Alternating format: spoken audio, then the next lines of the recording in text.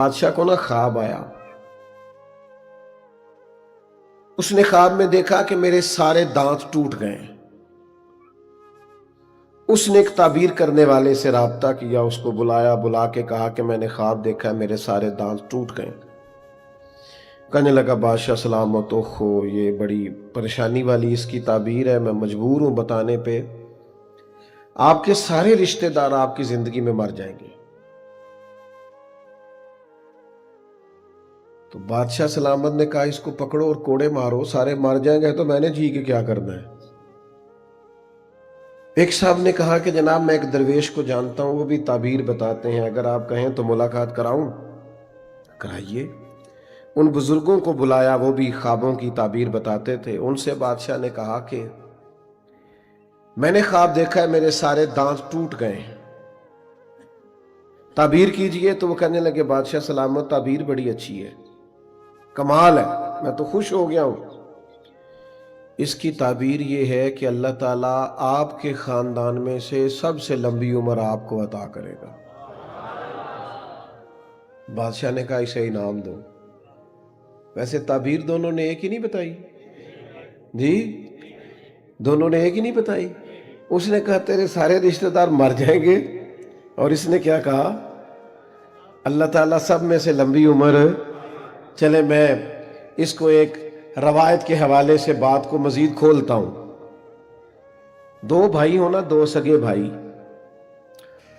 तो बड़ा पढ़ नहीं सका और पढ़ नहीं सका तो बड़ी नौकरी भी नहीं, बड़ी नौकरी नहीं, बड़ा कारोबार भी नहीं तो पैसे भी नहीं। छोटे की तालीम भी ज्यादा है, उसकी नौकरी भी बड़ी है, ओहदा भी बड़ा है और उसके पास सरमाया भी ज्यादा है। अब दो बंदे, दो सगे भाई हैं,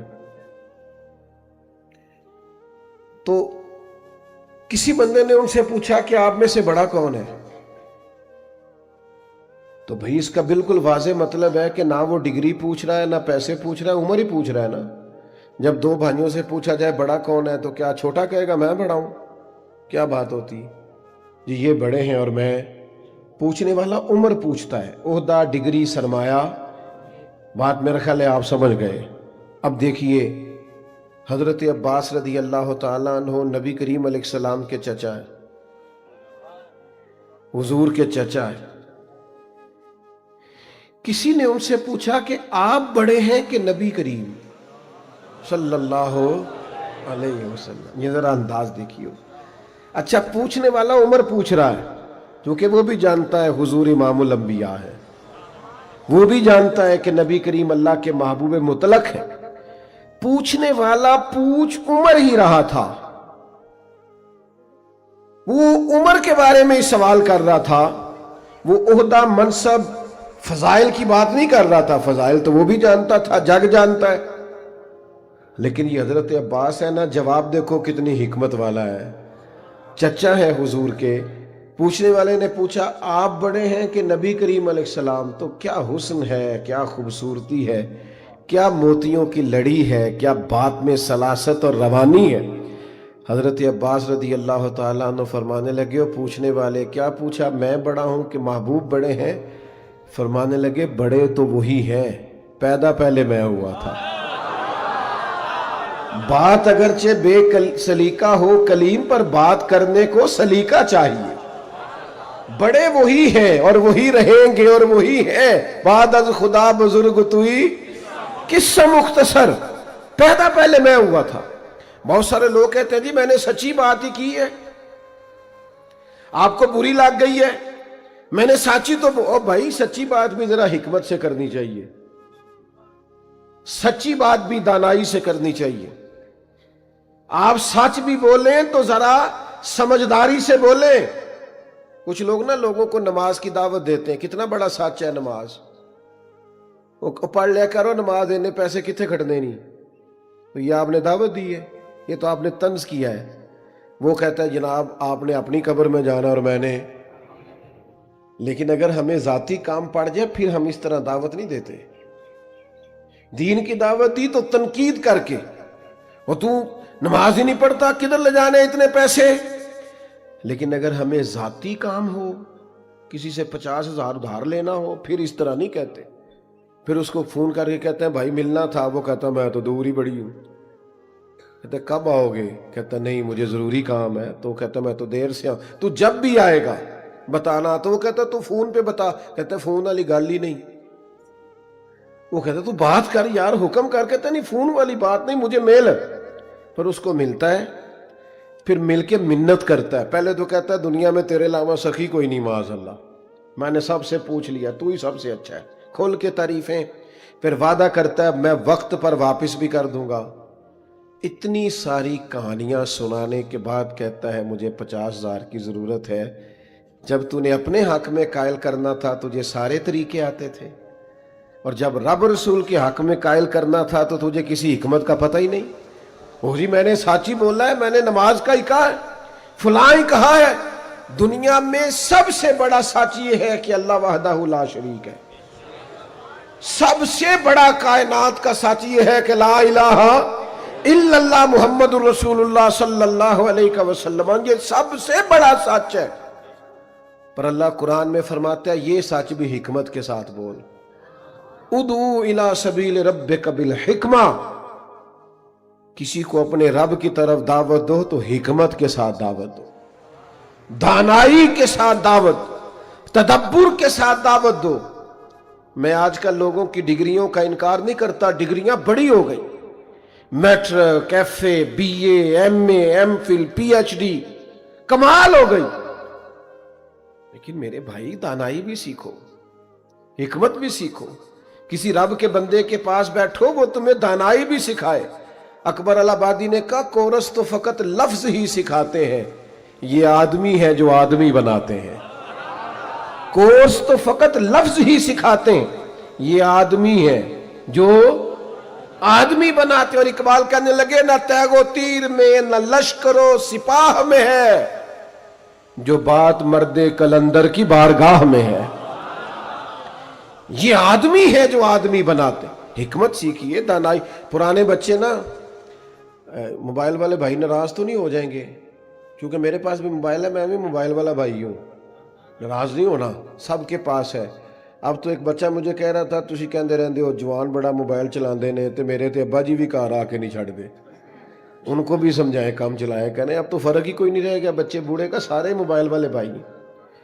پہلے جو بچے تھے نا، بچے، ان کی اماں اسے کہتی تھی بیٹا دادا کے پاس بیٹھا کر. ہاں نانا انہیں کہانی سناتے تھے، دادا کہانی سناتے تھے، دادی کے پاس بیٹھتے تھے، نانی کے پاس بیٹھتے. میں آپ کو کیسے سمجھاؤں؟ اب وہ بچہ دادی، نانی، دادا، نانا سے حکمت نہیں لیتا، وہ موبائل سے سیکھتا ہے. وہ کہتا ہے میں نے مشہور ہونا ہے، میں نے فوٹو لگانی. وہ زندگی جینے کا سلیقہ. لیکن میں دکھ بیان کر رہا ہوں اپنی ملت کے جوانوں کا، میں دکھ سناتا ہوں آپ کو. یہ ہماری ملت کے بچے موبائل دیکھتے ہیں، یہ بے سکون ہو گئے، یہ بے چین ہو گئے. انہیں دادا کے وقت کی ضرورت پڑ گئی ہے، ان کے ذہن بکھرے ہوئے ہیں، ان کو وسوسے آتے ہیں. ان کو پاس بٹھائے، والد ان کو ٹائم دے، والدہ ان کو وقت دے، گھر کے بڑے بوڑھے بزرگ ان پر چھاؤں کریں. اور اگر ان کے اندر غلطیاں پیدا ہوں تو ان پر تنقید نہ کرو، ان کو محبت سے سمجھاؤ. گناہ کا ماحول ہی بڑا عام ہو گیا ہے، اللہ ماشاءاللہ. ان کے ہاتھ پکڑو، یہ حضور کی امت کے نوجوان ہیں، یہ برے نہیں ہیں، یہ غلط نہیں ہیں. ان کی آنکھوں میں آج بھی نبی پاک کے نام پہ چمک آ جاتی ہے، یہ آج بھی قرآن مجید سے محبت کرتے ہیں. ان کے ساتھ آپ اپنے رویے کو تلخ نہ کریں، ان سے پیار کرو، انہیں قریب کرو. بڑے بوڑھے بزرگ، علماء، فقراء، فقہاء، حفاظ، قراء، ان کو وقت دیں، ان کے پاس بیٹھیں. حکمت بڑی ضروری ہے، دانائی بڑی ضروری ہے. آپ کبھی اس بات کو سمجھے نا. میں نا شعبان کا آخری جمعہ پڑھانے کے لیے منبر کی طرف جا رہا تھا، اگلا جمعہ رمضان میں آنا تھا. تو ایک نوجوان دوڑ کے مجھ سے ملاقات کی اور میری جیب میں نا وہ رکا ڈال گیا، ویسٹ کوٹ کی جیب میں. تو میں نے وہ رکا کھول کے پڑھا. کہنے لگا جمعہ پڑھانے سے پہلے، شروع کرنے سے پہلے رکا دیکھ لیجئے گا. تو میں نے وہ کھول کے پڑھا تو اس نے لکھا تھا کہ اب کچے نمازیوں نے بھی مسجد میں آنا ہے، رمضان آ گیا. تو یہ ذرا پکے نمازیوں سے گزارش کیجئے گا ہمیں گھورے نہ. یہ گھورے نہ ہمیں آنے دیں، یہ ہمارے لیے گنجائش بنا، یہ درد ہے، آنے تو دو نا۔ آج تو یہ اختیار کسی کے پاس نہیں، عالم، مفتی، پیر، درویش، محدث، کسی کے پاس نہیں، لیکن نبی پاک شارع ہیں نا۔ تو مسند امام احمد بن حنبل پڑھو، میرے نبی پاک کی حکمت دیکھو۔ ایک نوجوان نے کہا تھا یا رسول اللہ میں اس شرط پہ کلمہ پڑھوں گا کہ نمازیں صرف 2 پڑھوں گا۔ ہر نماز، 5 نمازیں فرض ہیں، ہر نماز کا ہر سجدہ فرض ہے۔ کوئی مفتی، پیر، مولوی، درویش ایک سجدے کی بھی گنجائش نہیں دے سکتا کہ چھوڑ دے۔ اس نے عرض کی حضور میں 2 نمازیں پڑھوں گا، اجازت دیتے ہیں تو کلمہ پڑھتا ہوں۔ یہ ہے میرے محبوب کی حکمت۔ فرمایا تو 2 ہی پڑھنا، کلمہ پڑھ صحیح۔ آجا شارحین حدیث نے لکھا ہے وہ جو 2 نمازوں کی شرط پہ مسلمان ہوا تھا وہ بعد میں تہجد بھی پڑھا کرتا تھا۔ تو آنے تو دو نا بھائی، آنے تو دو، داخل تو ہونے دو مسجد میں، پہنچنے تو دو، مہربانی تو کرو، ہاتھ تو تھامو۔ تنقید کرنا آسان ہے، اور تعمیر چاہیے کہ اگر وہ بجھی نہ تو کہیں ہمارے گھر نہ آ جائے۔ ان بچوں کی تربیت کرو جو گلی محلے کے ہیں۔ آپ کے بچوں نے قیدی بن کے نہیں جینا، کسی کو تو دوست بنانا ہے، تو پورے ماحول کو درست کرنے کی کوشش کرو۔ ویسے بھی وہ بچے غیروں کے نہیں، سارے ہمارے اپنے ہی ہیں، سارے محلے کے، گلی کے، گاؤں کے، اب بستی کے بچے اپنے۔ حکمت، دانائی، تدبر، معاملہ فہمی، اور بڑوں کو گزارش کروں گا کہ وہ بھی دانا بنے۔ جوانوں سے بھی کہوں گا جذباتی فیصلے، جذباتی رائے، اور 1.5 منٹ کا کلپ سن کے تو جذباتی ہو جانا اور ہر کسی کے پیچھے لگ جانا۔ تھوڑے اپنی طبیعت میں دانائی پیدا کرو، چیزوں کو پرکھا کرو، سوچا کرو، حکمت کے ساتھ معاملات کو لیا کرو۔ آپ غور کیا کرو کہ زندگی کی اصل راز کیا ہے، ہمیں کس طرف جانا ہے۔ ہمارے سارے فیصلے جذباتی، ہماری رائے جذباتی، پیار کرنے میں بھی جذباتی اور اختلاف کرنے میں بھی جذباتی، دوستیاں لگانے میں بھی اور توڑ دینے میں بھی۔ جب دوستی لگانی ہے، کاروبار کرنا ہے، تو پھر کہنا ہے میری ہر چیز تیری ہے اور تیری ہر چیز، 6 مہینے کے بعد لڑائی ہو جاتی۔ پھر کہتے ہیں وہ جو گئے تھے نا پنڈی، تو رستے میں جو چائے پی تھی اس کے بھی آدھے پیسے تیرے بنتے۔ کورے ورک کتاب نہیں ہوندے، پتھر دل گلاب نہیں ہوندے، اور سجنا پہلو ہی سوچ کے لائیں پھر یارہ نال حساب نہیں ہوندے۔ سجنا پہلو ہی سوچ کے لائیں پھر یارہ نال حساب نہیں ہوندے۔ اپنی زندگی کے اندر آپ حکمت سے، تدبر سے لے کے چلیں، نبھائیں، اور اپنی طرف سے آپ اپنی طرف سے نبھائیں۔ سامنے والے پر توقع نہ رکھیں، لیکن تدبر ہو، سمجھ ہو، چیزوں کو پرکھنا آتا ہو، غور کرنا آتا ہو، معاملہ فہمی ہو۔ آج بہت سارے نقصان سے بچا جا سکتا ہے صرف حوصلہ کر کے، تھوڑا ٹائم دے کے، تھوڑا کنارہ۔ میں کئی دفعہ ادارے میں آتا ہوں نا، مدرسے میں، میں سیڑھیاں چڑھنے لگتا ہوں تو دیکھتا ہوں بچے کھیل رہے ہیں، میں واپس گھر چلا جاتا ہوں۔ میں کہتا ہوں میرے جانے سے ان کی کھیل خراب ہو جائے گی، یہ کہیں گے کہ مطلب آ گئے ہیں تو اب پیر صاحب آ گئے، حضرت آ گئے، چھوڑو۔ دانائی یہ ہے کہ جو کھیل رہا ہے نا اسے کھیل لینے دو، مفت کا پریشر نہ ڈالو۔ جو خوش ہے جائز طریقے سے اسے خوش ہونے دو، مفت کا خوف نہ پیدا کرو۔ دانائی، تدبر، ہماری اولادیں ہیں، ان کو پنپنا ہے، ان کو آگے بڑھنا ہے۔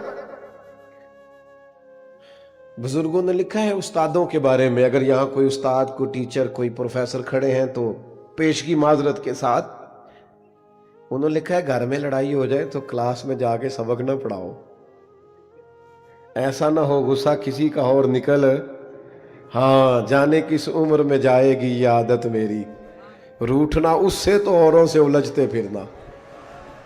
ایسا نہ کرو، آپ نارمل حالات میں کلاس پڑھائیں، ایسا نہ ہو کہ وہ بیچارہ، وہ غصہ کسی کا ہوتا ہے، نکل بیچارے ملازم پہ جاتا ہے، نکل بیچارے ماتحت پہ جاتا ہے، افسر صاحب کو جلال کسی اور پہ آیا ہوا ہے اور نکل کسی اور پہ گیا۔ تو یہ دانائی کے خلاف، تدبر کے خلاف، سمجھ بوجھ کا۔ دیکھو میرے رسول پاک کی شان، دیکھو میرے نبی پاک کا کمال، جب قریش مکہ نے بیت اللہ شریف دوبارہ سے تعمیر کیا نا تو پہلے بڑے اتفاق سے پیسے جمع کیے، اعلان ہوا صرف حلال پیسے لائے، جس کا ذرا شک ہے اس کے بھی پیسے قبول نہیں کرنے۔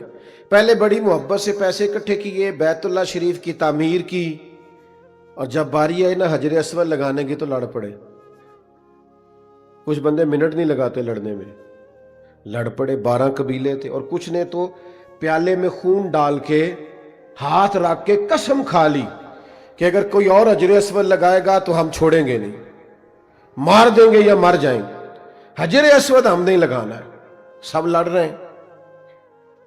ویسے اگر آپ ناراض نہ ہوں تو مسجدوں میں لڑائی تو آج بھی ہوتی ہے جی، گروپ تو آج بھی بنتے ہیں۔ مسجد کی کمیٹی بنائی جاتی ہے کہ مل کے ذرا مسجد کا نظام چلائے، اور کمیٹی کو غلط فہمی ہو جاتی ہے ہمیں حکم بنانے کے لیے، لگانے کے لیے بنایا گیا، وہ خدمت کے لیے لگائے جاتے ہیں۔ میں تو اکثر دوستوں سے کہتا ہوں کہ کمیٹی کا جو سربراہ اسے صدر نہ کہا کرو، اس لیے کہ بندہ صدر ہو پھر اسمبلی نہ توڑے، اسے مزہ ہی نہیں آتا۔ تو آپ نے سیدھا صدر ہی کہہ دیا، تو وہ پھر اپنا آئینی حق استعمال کرتا ہے، وہ کہتا ہے توڑو اسمبلی، مولوی نیا لاؤ، فلانا کام نیا کرو، میری مرضی کے خلاف ہو گیا، تو جھگڑے ہوتے ہیں۔ حالانکہ اتنا سونا نظام چل رہا ہو، مسجد ہے، ادارہ ہے، تو اگر آپ سمجھتے ہیں میرا وجود تکلیف کا باعث بن رہا ہے تو حکمت سے پیچھے ہٹ جائے، لیکن نظام کو خراب نہ کریں، ماحول کو بگڑنے نہ دیں، اثار کریں، قربانی دیں۔ ہاں کوئی شرعی مسئلہ ہو تو بات الگ ہے۔ تو یہ لڑ پڑے قریش، میں ہر قبیلہ کہتا ہے میں لگاؤں گا حجر اسود، میں لگاؤں گا، قربان جائیں۔ ان کے نصیبے اچھے، مدینے والے محبوب تشریف لے آئے، اور ابھی حضور نے اعلان نبوت نہیں کیا، حضور آئے تو سارے بول پڑے یہ تو صادق اور امین آ گئے۔ اسیر دشمن کی چاہ میں بھی، مخالفوں کی نگاہ میں بھی، وہ امی ہے، صادق ہے، معتبر ہے، میرا پیغمبر عظیم تر ہے۔ محبوب آ گئے، کہنے لگے ہمارا فیصلہ تو کر دیں، تو حضور نے فرمایا کر دیتے ہیں، لیکن فیصلے کی حکمت تو دیکھو، فیصلے کی دانائی تو دیکھو، کمال تو دیکھو ذرا میرے نبی پاک کا، فیصلہ کرنے کا عروج دیکھو، سرکار کا طریقہ۔ نبی کریم نے اپنی چادر مبارک کو بچھایا اور حجر اسود کو چادر پہ رکھا، فرمایا سارے قبیلے چادر پکڑ لو۔ 12 کے 12 نے چادر پکڑ لی، وہاں لے گئے جہاں حجر اسود کو رکھنا تھا، حضور نے اٹھا کے اس جگہ رکھ دیا، فرمایا لو بھی سب کا حصہ شامل ہو گیا۔ سارے خوش ہو گئے، سارے راضی ہو گئے، سب کو سمجھ آ گئی۔ میرے عزیز تھوڑی سی نا اپنی زندگی میں دانائی پیدا کریں۔ اگر آپ مجھ سے ناراض نہ ہوں تو میں چھوٹا آدمی ہوں، مسافر ہوں، یقیناً آپ ناراض نہیں ہوں گے۔ ہم تو بچوں میں خود لڑائی کرا دیتے ہیں، ہاں ہمیں سمجھ بوجھ ہی نہیں، ہم خود جھگڑا کرا دیتے ہیں کہ پھر میں دوسرے سے پیار کروں، پھر میں دوسرے کو لے کر دے دوں۔ نبی پاک نے ہمیں حکمت سکھائی۔ ایک صحابی کہتے ہیں میں نے اپنے بیٹے کو گھوڑا لے کے دیا، حضور کی بارگاہ میں، یا رسول اللہ میں آپ کو گواہ بنانے آیا، میں نے گھوڑا لے کے دیا، تو حضور نے فرمایا دوسرے کو بھی لے کے دیا۔ یا رسول اللہ نہیں، تو فرمایا پھر اللہ سے ڈر، اولاد میں انصاف کر، تو ظلم اور زیادتی پر مجھے گواہ بنانے آ گیا۔ آپ کہیں کسی کو ثابت نہ ہونے دیں کہ میں کچھ ہوں۔ آج تو میرے بھائی ہم دکھاتے پھرتے ہیں، یہ میرا مہنگا موبائل ہے، یہ میری گھڑی ہے، یہ میرا گھر ہے۔ آپ کو پتہ ہے جب آپ مہنگی گھڑی پہنا کے اپنے بیٹے کو کالج میں بھیجتے ہو تو جس باپ بیچارے کے پاس نہیں پیسے، وہ کیسے اپنے بچے کی وہ تکلیف برداشت کرے؟ وہ حسرت سے دیکھتا ہے، وہ تکلیف محسوس کرتا ہے۔ ہمارے وہ رسم و رواج، وہ آنے وہ جانے، میں اس کو حرام ناجائز نہیں کہتا، دانائی کے خلاف ہے۔ آپ اپنے ماحول کے مطابق رہیں، سوسائٹی کے مطابق دوسروں کو بھی جینے دیں۔ علماء سے مسئلہ پوچھ لیجئے گا، مرد کے لیے سونا حرام ہے، عورت جتنا چاہے پہنے جائز ہے، پر عزت والے محبوب کی عزت والی بیٹی، شانوں والے نبی کی شانوں والی بیٹی، وہ علی کے گھر کی ہے عزت، ہم علی سے سنتے ہیں، وہ نبی کے گھر کی ہے عزت، یہ نبی سے سنتے ہیں۔ وہ جس نے معزز کیا گھرانے کو، حسین پال کے جس نے دیا زمانے کو۔ سیدہ پاک مخدومہ کائنات، شہزادی کونین نے ہاتھوں میں سونے کے کنگن پہنے تھے تو حضور نے پسند نہیں فرمائے، انہوں نے اتار کے صدقہ کر دیے۔ کائنات کی ہر بیٹی کے لیے جائز ہے، پر محبوب سیدہ پاک کے پہننے پر آپ نے تو گویا سمجھ ہی آتی ہے کہ حضور سمجھانا چاہتے ہیں غریبوں کی بیٹیاں جب نہیں سونا پہن سکیں گی تو کہہ تو سکیں گی نا کہ مدینے والے محبوب کی بیٹی نے بھی نہیں پہنا، ان چاروں شہزادیوں نے بھی نہیں پہنا جو حضور کے کاشانہ نور میں تھیں۔ تو اب حکمت تو دیکھو، تدبر تو دیکھو، دانائی تو دیکھو۔ میرے عزیز تھوڑا سا نا اپنے جذبات پر خود کنٹرول کرنا سیکھیں، معاملات کو خود سے دیکھیں۔ ہم اپنے آرام کی خاطر، اپنے سکون کی خاطر، صرف اپنی جذباتیت کے لیے بعض ایسے کام کرتے ہیں جو سخت تکلیف اور آزمائش کا باعث بن جاتے۔ دانائی، سمجھ بوجھ، تھوڑا سا چیزوں پر پہلے سے غور کرنا، تھوڑا سا تدبر۔ میرے والد صاحب نا عموماً گھروں میں مرد کرتا اتار کے سوتے ہیں، اور شریعت کا حکم بھی یہ ہے کہ آپ ناف سے لے کر گھٹنوں تک اگر ڈھکے ہوئے ہیں تو درست ہے۔ تو کرتا اتار کے ابا جی سویا کرتے تھے، تو والدہ کہتی ہیں پھر کافی عرصہ بعد انہوں نے نا کرتے سمیت، سخت گرمی، اے سی شیسی کا تصور ہی نہیں، غریب گھر، تو کرتے سمیت سونے لگ گئے۔ تو ان سے کہا کہ آپ کرتا کیوں نہیں اتارتے؟ تو کہنے لگے بیٹیاں بڑی ہو گئی ہیں گھر میں۔ اب یہ دانائی کے خلاف ہے کہ انسان اس طرح لباس کے ساتھ، میری بات کو سمجھو، اگر سمجھ آئے۔ میں اس بھائی کو اب کیسے سمجھاؤں جس کی بہن جوان ہے اور وہ شارٹ لباس پہنتا ہے؟ کیسے سمجھاؤں اسے کہ یہ تیرا یہ انداز درست نہیں ہے، تجھے معاملہ فہم اور مدبر ہونا چاہیے۔ میں تمہیں کیسے سمجھاؤں کہ شخصیت کا نکھار حکمت میں ہے، سمجھ بوجھ میں، دانائی میں ہے۔ کچھ باتیں کرنے کی نہیں ہوتی، بولنے کی نہیں ہوتی، عمل کرنے کی ہوتی۔ نکھار پیدا کریں اپنے اندر، تدبر لائیں، سمجھ بوجھ لائیں۔ اگر ہم یہ نہیں کریں گے تو ہمارے بستے گلستانوں کو نظر لگنے کا ڈر ہے، حالات کے خراب ہونے کا ڈر ہے۔ حکمت حضور کی سیرت کا اہم باب ہے، دانائی یہ میرے نبی پاک علیہ السلام کی شخصیت کا اہم باب ہے۔ حضرت طلحہ غالباً حضرت طلحہ ہی تھے جو سپہ سالار علم بردار تھے فتح مکہ کے موقع پر۔ تو ان سے نہ کوئی ایسی بات ہو گئی کہ ان سے جھنڈا لینا پڑا۔ جھنڈا ہاتھ میں رکھنا ایک کمال ہوتا تھا، بہت بڑا عہدہ ہوتا تھا، علم بردار کہتے تھے۔ تو یہ اسلامی لشکر کے علم بردار تھے، جھنڈا ان کے ہاتھ میں تھا۔ اب کوئی ایسا موقع آ گیا کہ ان سے عہدہ واپس لینا، اور کوئی غلطی بھی نہیں، کوئی مسئلہ بھی نہیں، کیا کریں؟ بڑی پریشانی تھی۔ تو صحابہ کہتے ہیں ہم سوچ رہے تھے اس مسئلے کا حل کیا ہوگا، تو حضور نے فرمایا بڑا سونا حل کرتے ہیں۔ سرکار نے کہا بھائی آپ سے جھنڈا لینا ہے۔ ابھی وہ کچھ سوچنے لگے تھے، حضور فرمانے لگے آپ سے لے کے آپ کے بیٹے کو دینا ہے۔ تو بیٹا باپ کی جگہ پہ آ جائے تو باپ سمجھتا ہے وہ میرے تو نصیب چمک گئے، یا رسول اللہ میرے پتر کو، میرے بیٹے کو۔ جس بات پہ وہ پریشان ہو سکتے تھے اسی پر وہ سب سے زیادہ راضی ہو گئے۔ تو یہ دانائی ہے۔ میں آپ حضرات کی خدمت میں سیرت پاک کا ایک پیغام یہ چھوڑ کے جا رہا ہوں، نہ جذباتی باتیں کریں، نہ جذباتی فیصلے کریں، نہ جذباتی طور پر بچوں کو ڈیل کریں۔ میں تھوڑی دیر پہلے ایک جگہ پہ کہہ رہا تھا کہ میری ایک چھوٹی سی رائے ہے، آپ اختلاف کر سکتے ہیں۔ میری رائے یہ ہے کہ میاں بیوی کے جھگڑے میں زیادہ غلطی میاں صاحب کی ہوتی ہے۔ تو انہوں نے بھی مجھے اسی طرح گھورا تھا جس طرح آپ سارے گھور رہے ہیں نا، بڑا گھور رہے ہیں جیسے ابھی پکڑ لیں گے۔ حالانکہ میں نے کہا ہے آپ اختلاف کر لیں، میں نے تو رائے دی ہے کہ میاں بیوی کے جھگڑے میں زیادہ غلطی نہیں، تسی نہیں بولنا، مجھے پتہ ہے مشکل بات ہے، ویڈیو بھی بن رہی ہے، گھر بھی جا سکتی ہے۔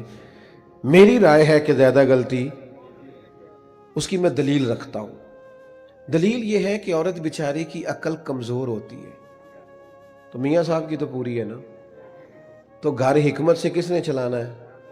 بول کے بتاؤ۔ تو یہ تو برابر کی بحثیں کر رہا ہے، جھگڑے کر رہا ہے، سمجھ کم عقل مندی کا اور حکمت کا مظاہرہ ہی نہیں کر۔ آپ یقین کرنا، ہمارے پاس لوگ مسئلہ طلاق کا پوچھنے آتے ہیں، 3 سال کے بچے روتے ہیں، اور میاں بیوی کا جھگڑا ہوا اور خاوند نے تینوں طلاقیں اکٹھی دے دی، گھر ہی برباد کر دیا۔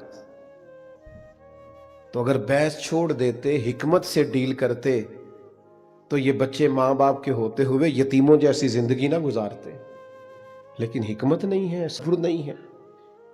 میں کھانا کھا رہا تھا گھر میں، تو ایک ادارے کا بچہ روتا ہوا آیا، بڑا سخت۔ تو گھر والے مجھے کہنے لگے پہلے دیکھ لیں، میں نے سمجھا کسی استاد نے تھپڑ مار دیے۔ میں نے فون کیا تو بچہ کانپ رہا، اسے میں ملا تو بچہ کانپ رہا تھا۔ میں نے کہا پتر کیا ہوا؟ کہنے لگا حضرت صاحب میں نے گھر فون کیا تھا، میری امی اور ابو لڑ رہے ہیں، تو وہ جب لڑتے ہیں تو ہم پہ خوف طاری ہو جاتا ہے، ہم چارپائیوں کے نیچے چھپتے ہیں، بڑے پریشان ہیں، آپ دعا کریں، پتہ نہیں گھر میں کیا ہو رہا۔ اور مجھے بتایا کہ رات تک وہ بچہ بے چین رہا ہے۔ تو اتنی تکلیف میں اولاد کو مبتلا کیا، خدا رہا اپنی لڑائی چھوڑ ہی دیں، تڑپتے ہیں بچے۔ پتہ نہیں آپ کو میں کتنے لوگوں کی ترجمانی کر رہا ہوں۔